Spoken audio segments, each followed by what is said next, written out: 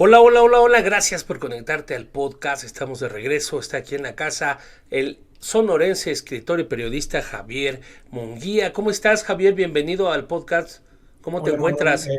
muchas gracias por el espacio, muy bien. Saludos a tu audiencia.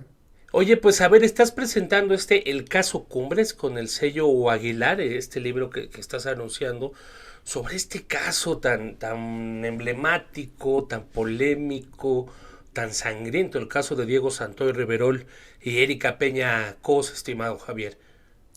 Sí, pues me pareció, incluso se convirtió en la historia más importante para mí a contar, porque me pareció necesario contar el caso desde la documentación, desde la seriedad, o al menos es lo que intento, ¿no? Contar el caso de manera seria, documentada, más allá de todos los rumores que circulan, que son muchísimos y contradictorios.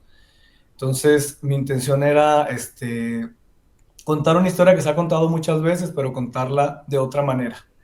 Proponerle al lector una perspectiva diferente de ver las cosas. Y entiendo, obviamente, que los lectores, que la gente, que el público está muy casado con ciertas creencias sobre el caso, ¿no? Y es difícil, a lo mejor, sacarlos de ese error al que lo llevó, a los que lo llevaron la distorsión que se ha hecho de la historia, ¿no? Pero valía la pena intentarlo. Entonces, mi libro intenta dar una visión lo más completa posible de estos crímenes tan atroces ocurridos el 2 de marzo de 2006 en Monterrey, con documentos judiciales, con cobertura periodística y con otros elementos como testimonios, también los contenidos sobre el caso que circulan en YouTube, en podcast, y analizar qué tan apegados a la verdad están, a los hechos básicos, ¿no? Ya ni siquiera se trata de opinión, a los hechos básicos. Y lo que he encontrado yo es que muchas veces no tienen ni siquiera la información básica y afirman categóricamente conclusiones que no pueden ser ciertas porque están partiendo de premisas falsas, ¿no? Hay muchas versiones, ¿no? Datos erróneos, dan mala edad de los niños, todo lo que sucedió y bueno, pues hay muchas versiones. ¿Qué fue lo que pasó en este caso Cumbres? Aparentemente Diego Santoy Riverol es novio de Erika y por alguna situación mata a sus pequeños hermanitos, dos hermanitos, ¿no? ¿De qué edades tenían? 3, la niña María Fernanda Ishtar, y 7, el niño Eric Azur. Él mata a los niños, ¿no? Por una situación de celos, que algo pasa, y luego él la trata de incriminar, ¿no? Esa es parte del caso. ¿Qué es lo que tú descubres? ¿Qué sucedió realmente, Javier? Lo que yo descubro es que hay varios testimonios que indican, que están documentados tanto en el libro como en los documentos judiciales, ¿no? Que Diego Santoy era un novio celoso y posesivo con Erika, que, que Erika se sentía asfixiada porque solo la quería para él. Entonces Erika quería hacer una vida normal de joven y esa relación se fue deteriorando. Entonces Erika decide cortarla y Santoy no acepta una negativa. Incluso su amigo Humberto declara que sabía que la relación se había roto, ¿no? O sea, no es cierto como la segunda declaración de Santoy dice que la relación, que eran novios, no, no eran novios. Entonces, él no toleró que Erika rompiera la relación, entonces estuvo tratando de reconquistarla. Incluso el mismo 2006, el 14 de febrero, le hizo una cena, algo ahí en su casa para tratar de reconquistarla. Pero Erika ya tenía otra pareja, entonces Erika ya Erika tenía otro novio. ya tenía otro novio. Ya había Entonces, terminado la relación con él. ¿Y cómo es él que entonces seguía entrando y saliendo de la casa? sí, Erika lo seguía viendo como amigo, digamos, para que fuera menos abrupta la ruptura, ¿no? Pero Erika ya no era novia de él, tenía otro novio. Entonces, Santoy le arma una cena el 14 de febrero de 2006 y la cena obviamente no da el resultado esperado porque Erika tenía muy claro que no iba a volver con él. Incluso fue a la cena con regalos que le había dado su novio y al parecer quizás Santoy se dio cuenta. Erika cree que tal vez se dio cuenta Santoy. Entonces, del 14 de febrero al 2 de marzo, pues un tiempo muy corto, ¿no?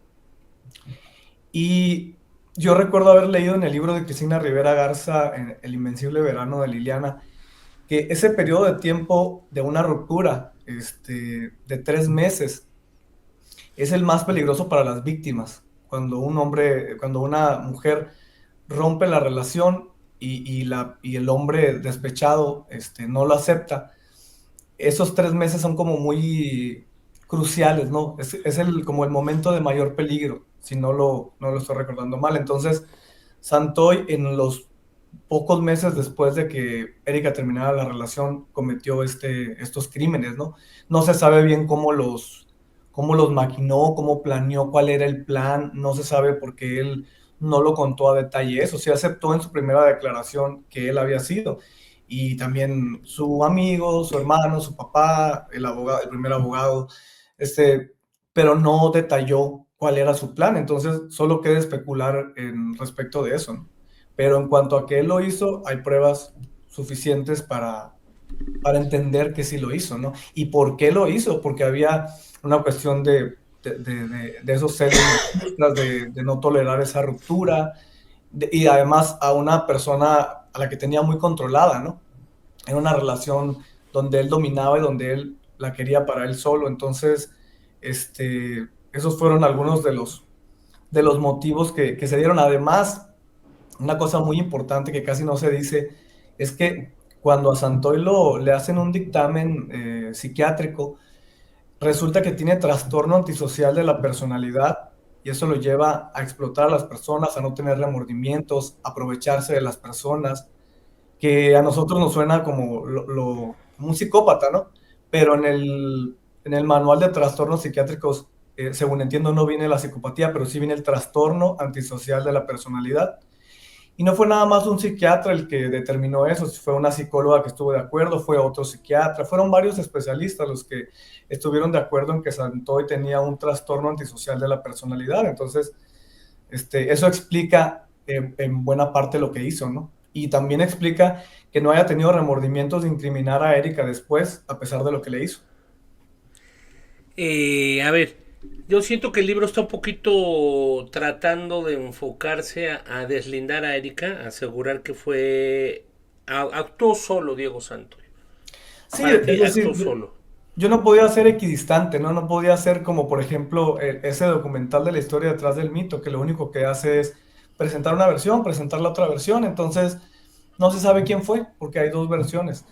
No era mi aspiración era confrontar todas las versiones y ver cuáles tenían base, ¿no? No nada más especular o decir, pues no se puede saber, no, irme a los documentos, a las sentencias, hay 3 sentencias condenatorias, a veces se olvida eso, 3 sentencias condenatorias por distintas autoridades judiciales. Entonces, para mí era importante revisar y narrarlas, porque regularmente esas sentencias, cuando son noticia, cuando le han dado las sentencias a Santoy, pero no se explica por qué. Entonces, en mi libro trato de narrar las 3 sentencias y las pruebas en las que se basaron las autoridades judiciales para decir, Santoy no solamente es responsable, es el único responsable. En cambio, que Erika esté implicada no tiene ninguna prueba. Entonces la gente dice, claro, le crees a la justicia. Y dice, sí, le crees a un expediente. O sea, la gente no entiende que para cualquier caso se parte de un expediente. Incluso para los casos donde se han cometido injusticias, se parte de un expediente y se dice, aquí hay contradicciones, no está bien fundamentado. Entonces, obviamente se tiene que partir del expediente y ver si están las suficientes pruebas para que se haya condenado a alguien, ¿no? Entonces, en este caso, están las suficientes pruebas, también estaban en los medios al principio, eso se perdió, y está 3 veces sentenciado, 3 sentencias condenatorias, ¿no?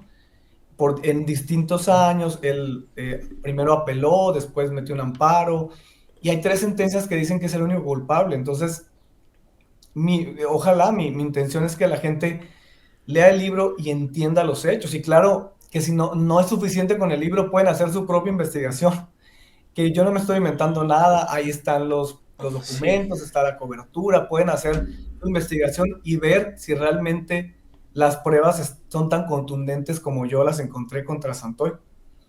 Javier, tú te entrevistas con Erika Peña Cos. ¿Qué te dice ella?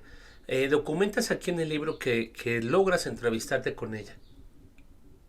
Sí, bueno, para mí fue muy importante poder hablar con Erika porque Erika ha sido muy atacada. Entonces, en un principio ni siquiera pensaba en intentar hablar con ella. Pero en una ocasión vi que Azura había subido una publicación a un grupo de Facebook sobre el caso. Entonces, le escribí a Azura y me contestó pasado no mucho tiempo. Entonces, me animé a escribirle a Erika ¿Quién es con Azura? Azura Peñacos, la hermana de Erika. Ujú. Entonces, a raíz de que empecé a conversar con Azura, me animé a escribirle a Erika, pero también con toda la conciencia de que de alguna manera era imprudente, ¿no? Porque es una mujer que fue atacada, que casi murió, ahí están los dictámenes médicos, perdió mucha sangre, fueron heridas de mucha gravedad, todos los médicos estuvieron de acuerdo. Entonces, se me hacía difícil acercarme para hablar de este tema tan doloroso, tan sensible, pero traté de hacerlo para tener también, para que estuviera en el libro su voz, para tratar de recuperar algo de lo que ella piensa, de cómo ella ve las cosas. Y me contó, pues ahí está en el libro, ¿no? Que ha sido objeto de acoso cibernético. Entonces, obviamente estaba a la defensiva, pero logré hablar con ella, le expliqué mi intención para el libro, que era aclarar los hechos con base en los documentos y no en el amarillismo. Entonces, me contó eso, me contó un poco de la relación, cómo era la relación con Santoy, cómo fueron para ella los careos, cómo ve ella que las trató México, ¿no? El país, cómo las juzgó sin darles ni siquiera la oportunidad de defenderse, creyéndole a una persona que era un asesino sentenciado, ¿no? Primero presunto, después sentenciado, otra vez sentenciado, y la gente sigue creyéndole a este asesino. Entonces, para mí era muy, muy importante que este material, darle forma narrativa y que saliera a la luz, porque donde estaba ese material no servía para mucho, ¿no? De cara a la sociedad. Entonces, yo sé que un libro no llega a donde llegan algunos medios audiovisuales, pero por lo menos era tratar de contribuir a que la verdad se esclareciera y a que la gente entendiera no solamente lo que ha hecho con el caso, sino lo que hacemos con muchos casos delicados como este, criminales, ¿no? Especulamos mucho, opinamos mucho, pero no nos metemos a investigar, ¿no? Porque eso es más difícil. Es muy fácil opinar, ¿no? Sobre cualquier cosa, sobre cualquier tema, juzgar, pero lo difícil es investigar. Entonces, sí, yo espero que el libro también contribuya a que no nos creamos cualquier cosa que veamos en internet nada más porque parece muy atractivo, una historia truculenta de sexo, de traición, sino que pensemos un poco en a quién estamos afectando, ¿no? Y que lo que nos cuentan algunos medios, tanto los tradicionales como los emergentes, no necesariamente es la verdad. Para tener una opinión necesitaríamos investigar, ¿no? Investigar, o leer material que parta de una investigación y no nada más soltar juicios, La gente, todavía algunos tienen una suficiencia así de que no, claro, yo sé, no, yo sé lo que pasó, pero realmente no saben nada. Entonces sí, para saber hay que investigar algo tan básico como eso, a veces lo olvidamos, ¿no? Entonces sí, para conocer un caso hay que investigar y no asumir que lo sabemos porque lo vi En la en tal tele. podcast, ¿no? Diego, intentaste o quisiste entrevistar a Diego Santoy? ¿Qué sabemos de él? Bueno, se sabe un poco que se volvió a casar en prisión, ¿no? Y además, él ya va a salir de la cárcel. ¿Cuántos años lleva ahí? ¿Cómo está lo de su sentencia? Sí, bueno, su sentencia ahorita es la tercera sentencia condenatoria, se dio en 2021, es de 71 años. Por el Código Penal vigente, cuando cometió los delitos, no puede pasar en la cárcel más de 40 años. Entonces él lleva 18 años, le faltan 22 años en la cárcel.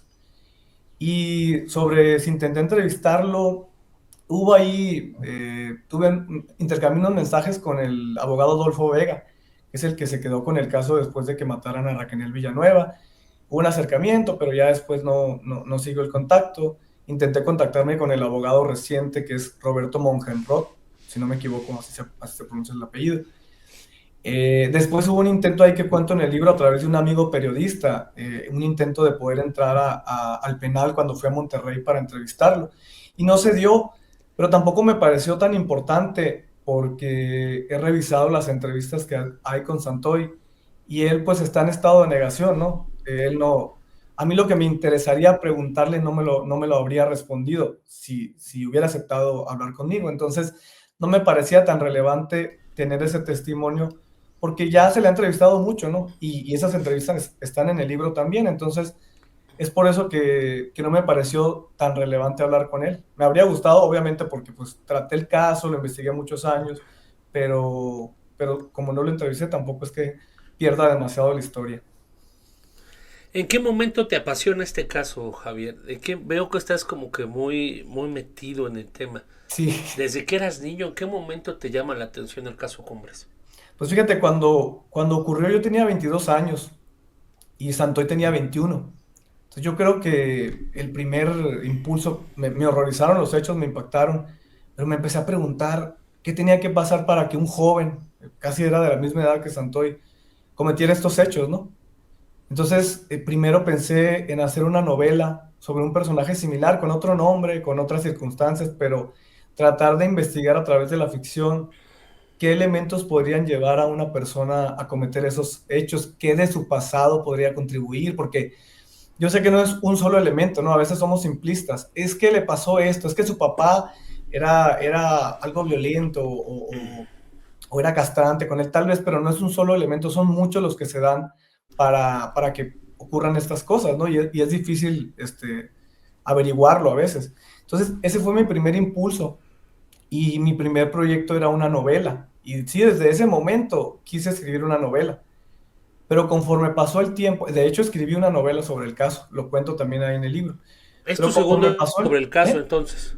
¿Es tu Sí, una segundo novela. libro sobre el caso?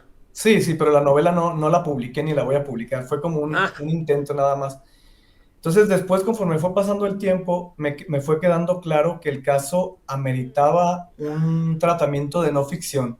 No era suficiente una novela que tratara de recrear y de hacer una analogía con lo que pasó, no.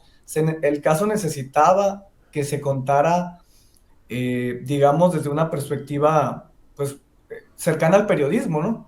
A la no ficción, al true crime.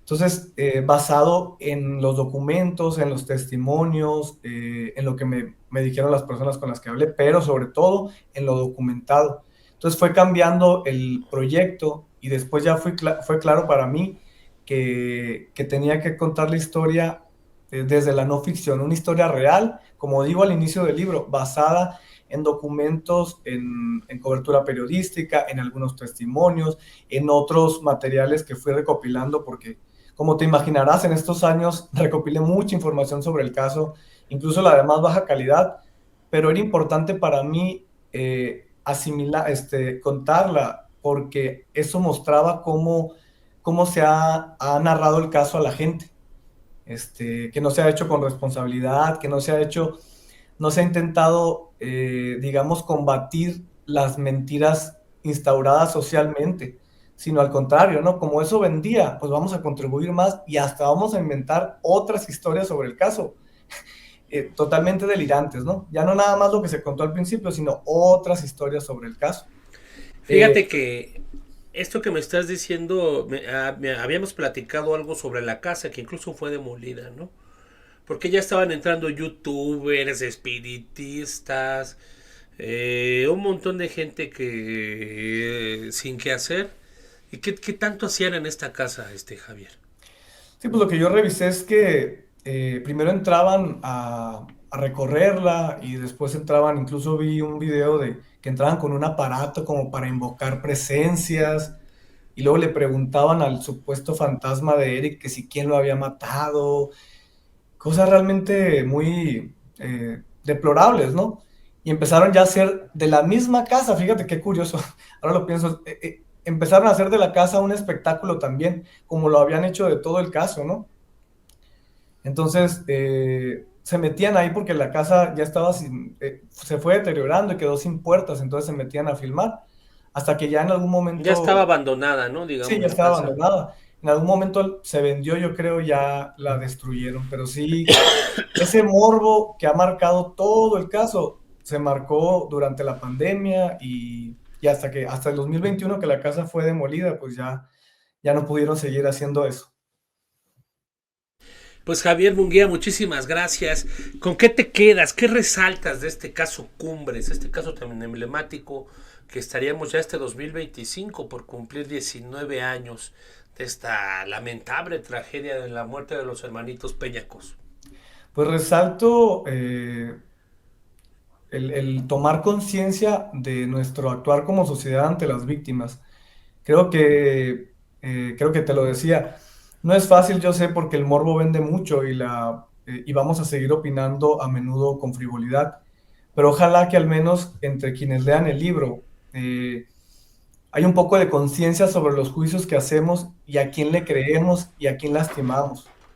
Este, y creo que debemos dejar de ser tan crédulos, porque somos muy crédulos. Cualquier cosa que nos digan. Por eso yo no espero que me crean a mí, porque lo digo yo, la visión que yo recogí del caso. Que lean el libro y que tomen sus conclusiones y que si quieren hagan una investigación, que revise si lo que yo digo está o no en los documentos judiciales, en la cobertura. Entonces sí, yo creo que es necesario ser más suspicaces con la información que recibimos y más en estos tiempos de redes sociales, donde donde circula una cantidad de información increíble, ¿no?